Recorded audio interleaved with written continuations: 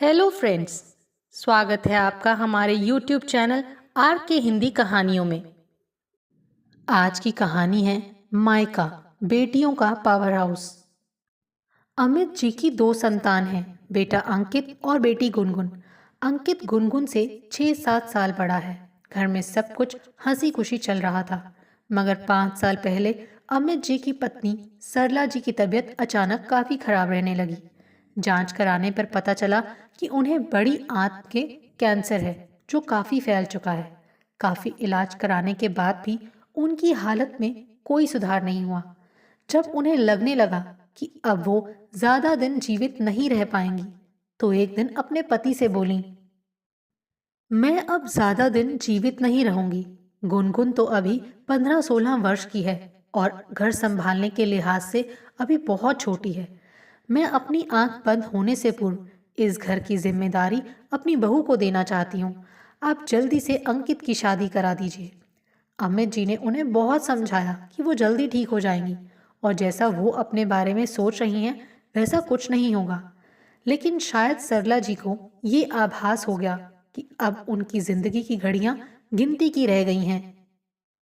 इसीलिए वो पति से आग्रह करते हुए बोली, ठीक है, यदि अच्छी हो जाऊंगी तो बहू के साथ मेरा बुढ़ापा अच्छे से कट जाएगा। लेकिन अंकित के लिए बहू ढूंढने में कोई बुराई तो है नहीं। मुझे भी तसल्ली हो जाएगी कि मेरा घर अब सुरक्षित हाथों में है। अमित जी ने सुन रखा था कि व्यक्ति को अपने अंतिम समय का आभास हो ही जाता है। अतः बीमार पत्नी की इच्छा का सम्मान करते हुए उन्होंने अंकित के लिए बहू ढूंढना शुरू कर दिया। एक दिन अंकित का मित्र आभीर अपनी बहन अनन्या के साथ उनके घर आया। अंकित ने उन दोनों को अपनी मां से मिलवाया। जब तक अंकित और आभीर आपस में बातचीत में मशगूल रहे, अनन्या सरला जी के पास ही बैठी रही। उसका उनके साथ बातचीत करने का अंदाज, उनके लिए उसकी आंखों में लगाव देखकर अमित जी ने फैसला कर लिया कि अब उन्हें अंकित के लिए लड़की ढूंढने की जरूरत नहीं है। उन्होंने सरला जी से अपने मन की बात बताई, जिसे सुनकर सरला जी के निस्तेज चेहरे पर एक चमक सी आ गई। वो बोली, आपने तो मेरे मन की बात कह दी।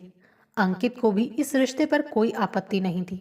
दोनों परिवारों की रजामंदी से अंकित और अनन्या की शादी तय हो गई। शादी के बाद जब मायके से विदा होकर अनन्या ससुराल आई, तो सरला जी उसके हाथ में गुनगुन का हाथ देते हुए बोली, अनन्या, मैं मुंह दिखाई के रूप में तुम्हें अपनी बेटी सौंप रही हूँ। मेरे जाने के बाद इसका ध्यान रखना। अनन्या भावुक होकर बोली, मम्मी जी, आप ऐसा मत बोलिए। आपका स्थान तो कोई नहीं ले सकता। बेटा, सबको एक ना एक दिन जाना है, लेकिन यदि तुम मुझे वचन दे सको कि मेरे जाने के बाद तुम गुनगुन का ध्यान रखोगी, तो मैं चैन से अंतिम सांस ले पाऊंगी। माँ जी, आप विश्वास रखिए, आज से गुनगुन मेरी ननद नहीं, मेरी छोटी बहन है। बेटे के विवाह के 1-2 महीने के अंदर ही बीमारी से लड़ते लड़ते सरला जी की मृत्यु हो गई। अनन्या हालांकि उम्र में बहुत बड़ी नहीं थी, लेकिन उसने अपनी सास को दिया हुआ वादा पूरे मन से निभाया। उसने गुनगुन को कभी अपनी ननद नहीं, बल्कि अपनी सगी बहन से भी बढ़कर समझा। बड़ी होती गुनगुन का वो वैसे ही ध्यान रखती, जैसे एक बड़ी बहन अपनी छोटी बहन का रखती है।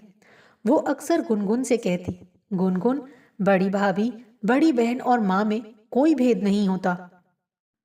गुनगुन के विवाह योग्य होने पर अंकित और अनन्या ने उसकी शादी खूब धूमधाम से कर दी। विवाह में कन्यादान की रस्म का जब समय आया, तो अमित जी ने मंडप में उपस्थित सभी लोगों के सामने कहा, कन्यादान की रस्म मेरे बेटे बहू ही करेंगे। विवाह के बाद विदा होते समय गुनगुन अनन्या से चिपक कर ऐसे रो रही थी, जैसे वो अपनी माँ से गले लगकर रो रही हो। ननद भाभी का ऐसा मधुर संबंध देखकर विदाई की बेला में उपस्थित सभी लोगों की आंखें खुशी से नम हो आईं। गुनगुन शादी के बाद ससुराल चली गई। दूसरे शहर में ससुराल होने के कारण उसका मायके आना अब कम ही हो पाता था। उसका कमरा अब खाली रहता था, लेकिन उसकी साज सज्जा, साफ सफाई अभी भी बिल्कुल वैसी ही थी, जैसे लगता हो कि वो अभी यहीं रह रही हो। अंकित के ऑफिस से लौटने के बाद अनन्या अपने और अंकित के लिए शाम की चाय गुनगुन के कमरे में ही ले आती, ताकि उस कमरे में वीरानगी ना पसरी रहे और उसकी छत और दीवारें भी इंसानी सांसों से महकती रहें। एक दिन पड़ोस में रहने वाले प्रेम बाबू अमित जी के घर आए। बातों बातों में वो उनसे बोले, आपकी बिटिया गुनगुन अब अपने घर चली गई है। उसका कमरा तो अब खाली ही रहता होगा। आप उसे किराए पर क्यों नहीं देते? कुछ पैसा भी आता रहेगा। ये बातचीत अभी हो ही रही थी कि उसी समय अनन्या वहां चाय देने आई। ननद गुनगुन से मातृ तुल्य प्रेम करने वाली अनन्या को प्रेम बाबू की बात सुनकर बहुत दुख हुआ। वो उनसे सम्मान पूर्वक किंतु दृढ़ता से बोली, अंकल, क्या शादी के बाद वही घर बेटी का अपना घर नहीं रह जाता, जहां उसने चलना सीखा हो, बोलना सीखा हो और जहां तिनका तिनका मिलकर उसके व्यक्तित्व ने साकार रूप लिया हो। अंकल, बेटियां पराया धन नहीं, बल्कि ससुराल में मायके का सृजनात्मक विस्तार है। शादी का अर्थ ये नहीं कि उसके विदा होते ही उसके कमरे का इंटीरियर बदल दिया जाए और उसे गेस्ट रूम बना दिया जाए या चंद पैसों के लिए उसे किराए पर दे दिया जाए। बहू, तुम जो कह रही हो वो ठीक है, लेकिन व्यवहारिकता से मुंह मोड़ लेना कहाँ की समझदारी है। अंकल, रिश्तों में कैसी व्यवहारिकता?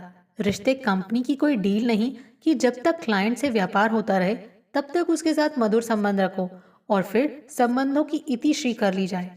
व्यावहारिकता का तराजू तो अपनी सोच को सही साबित करने का उपक्रम मात्र है। तब प्रेम बाबू बोले, लेकिन इससे बेटी को क्या मिलेगा? अंकल, मायका तो हर लड़की का पावर हाउस होता है, जहां से उसे अनवरत ऊर्जा मिलती है। वो केवल आश्वस्त होना चाहती है कि उसके मायके में उसका वजूद सुरक्षित है।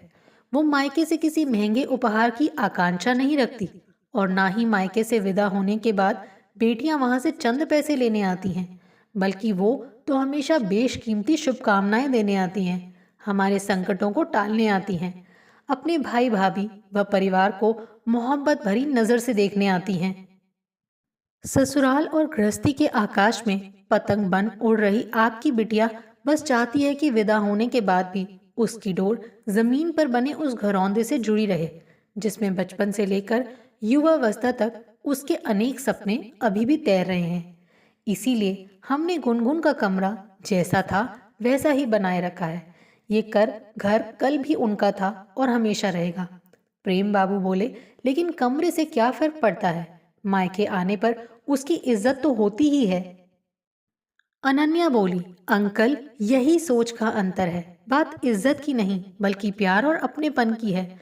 लड़की के मायके से ससुराल के लिए विदा होते ही उसका अपने पहले घर पर से स्वाभाविक अधिकार खत्म सा हो जाता है। इसीलिए विवाह के पहले प्रतिदिन स्कूल कॉलेज से लौटकर अपना बैग वो सीधे अपने कमरे में घुसने वाली वही लड़की जब विवाह के बाद ससुराल से मायके आती है तो अपने उसी कमरे में अपना सूटकेस ले जाने में भी हिचकिचाती है, क्योंकि दीवारें और छत तो वही रहती हैं, लेकिन वहां का मंजर अब बदल चुका होता है। लेकिन उसी घर का बेटा यदि दूसरे शहर में अपने बीवी बच्चों के साथ रह रहा हो तो भी ये मानते हुए कि ये उसका अपना घर है, उसका कमरा किसी और को नहीं दिया जाता। आखिर ये भेदभाव बेटी के साथ ही क्यों, जो कुछ दिन पहले तक घर की रौनक होती है? यदि संभव हो तो बिटिया के लिए भी उस घर में वो कोना अवश्य सुरक्षित रखा जाना चाहिए, जहां नन्ही परी के रूप में खिलखिलाने से लेकर एक नई दुनिया बसाने वाली एक नारी बनने तक उसने अपनी कहानी अपने माता पिता भाई बहन के साथ मिलकर लिखा हो।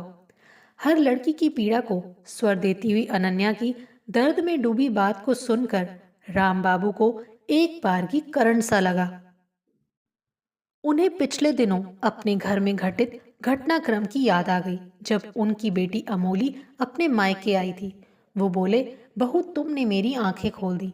परसों मेरी बिटिया अमोली ससुराल से मायके आई थी।